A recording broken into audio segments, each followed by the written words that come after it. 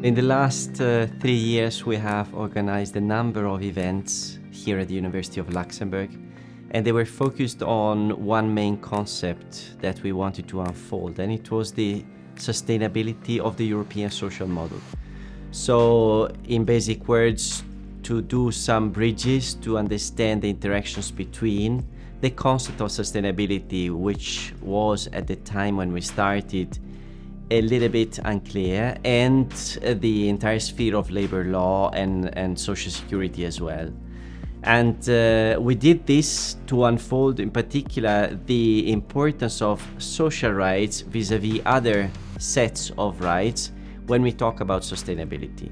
And we hosted 9 lecturers, 3 lecturers per year, who came here and told us their experience and their studies, their researches on this topic.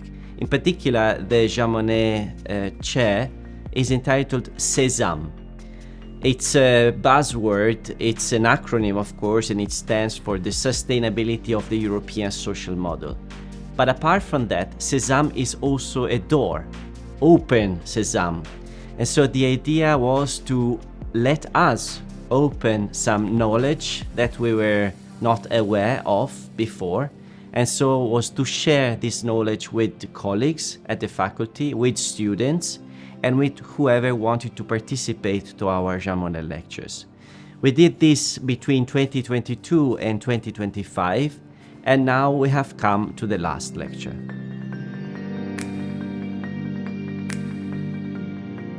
So the last lecture of our Jean Monnet series was given today by Professor Tatiana Sachs from Université Paris Nanterre, and she focused her lecture on the corporate sustainability directives that deal with both the obligation of transparency and the obligation of due diligence, so vigilance en français. Le devoir de vigilance. And the lecture has elicited a vivid debate in the audience, particularly amongst our younger colleagues. La directive sur le devoir de vigilance qui a été adoptée l'année dernière, ça n'est pas à proprement parler une directive qui concerne le droit du travail, ça n'est pas une directive de droit social de l'Union européenne, comme on pourrait le dire, mais c'est une directive qui concerne l'entreprise et donc en quelque sorte là par ricochet les travailleurs.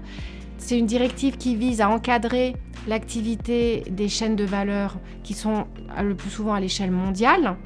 Et c'est pas du droit du travail, mais évidemment ça concerne les travailleurs. Et ça concerne les travailleurs au moins à double titre. D'abord, les droits protégés. La directive sur le devoir de vigilance impose à la société dominante de prévenir des incidences négatives sur les droits fondamentaux des personnes qui sont impliquées, les parties prenantes dans la chaîne de valeur. Et parmi ces parties prenantes, il y a bien évidemment les travailleurs de l'entreprise principale, mais surtout les travailleurs des membres de la chaîne de valeur. Ces droits sociaux fondamentaux, ce sont surtout des droits protégés par les conventions de l'OIT qui sont mentionnés dans l'annexe de la directive. Donc c'est d'abord les droits des travailleurs qui sont protégés. Mais les travailleurs sont aussi concernés parce que la politique de vigilance qui doit être mise en place par la société dominante doit être mise en place en concertation avec les parties prenantes. Et parmi ces parties prenantes, il y a là encore bien évidemment les travailleurs, à travers les syndicats ou à travers d'autres représentants, les syndicats au niveau de l'entreprise dominante, là encore, mais aussi les syndicats tout le long de la chaîne de valeur. Et donc, ce sont des dispositifs qui ne sont pas à proprement parler du droit du travail, mais qui évidemment concernent au premier chef les travailleurs. La directive Omnibus qui est en discussion en ce moment et qui va revenir sur certaines dispositions de la directive CS3D Due Diligence, eh bien dans cette directive, il y a une restriction de la conception des parties prenantes qui vise notamment à écarter quelque peu les ONG. Si la directive Omnibus devait être adoptée en l'état, alors les travailleurs deviendraient des parties prenantes centrales dans la mise en œuvre du devoir de vigilance. Et donc, il est très important que les syndicats, que ce soit au niveau européen ou au niveau national, et même plus largement qu'au niveau européen, puisque faudrait que ce soit les syndicats tout au long de la chaîne de valeur, et notamment dans le sud global, comme on dit, eh bien, il faudrait que les syndicats s'emparent de cet outil pour le faire vivre et pour conduire les entreprises à mettre en place des dispositifs pour contrôler que tout le long de la chaîne de valeur, les droits fondamentaux des travailleurs sont respectés.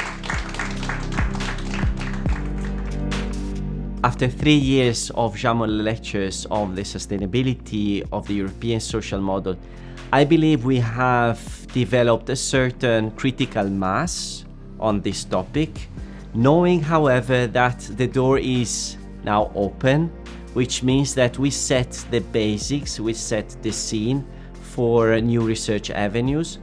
Hopefully we have inspired young doctoral students and postdocs at this university to deepen a little bit more their knowledge in this field. And for sure we have facilitated cross-pollination of knowledge between different fields. Because of course, talking of sustainability is a horizontal domain which cross-cuts different parts of law, of European law as well as national law. And I believe that we did a good job in matching these two elements all together.